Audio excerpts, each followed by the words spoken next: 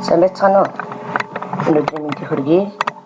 Дараагийн дамгийн ерөнхий боловсролын хаан улс сургуулийн багийн багш мөхс аруулаад 1 минутын бичмээр явцын үнэлгээнийг хэрэгжүүлэх арга зүйн санаагаа илэрхийлж байна.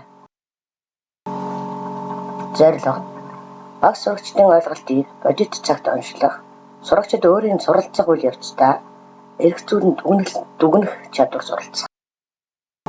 Хэзээ хэрэглэх вэ?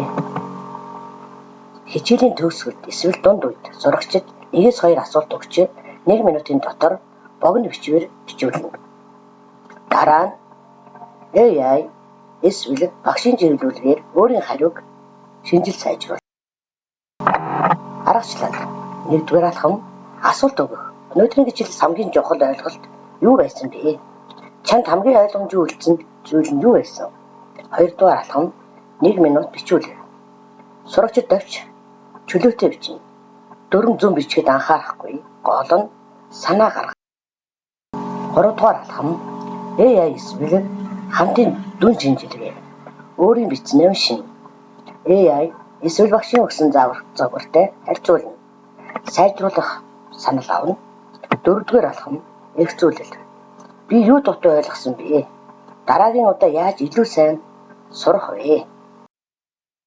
Багшийн дүгнэлт.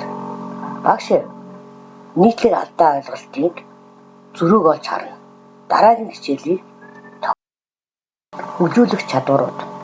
Таны мэдхийн чадвар, гол санааг ялгах. Шүүмжлэлт сэтгэлгээ. Битүү таны мэдхийн өөрийн суралцах явцыг хянах. Би юу мэдэх вэ? Юу мэдэхгүй вэ? Ойлгох. Харилцааны чадвар. Товч ойлгомжтой бичих, санаагаа гол илэрхийлэх. Хөгжүүлэх чадварууд, дижитал ур чадвараа ашиглан суралцах.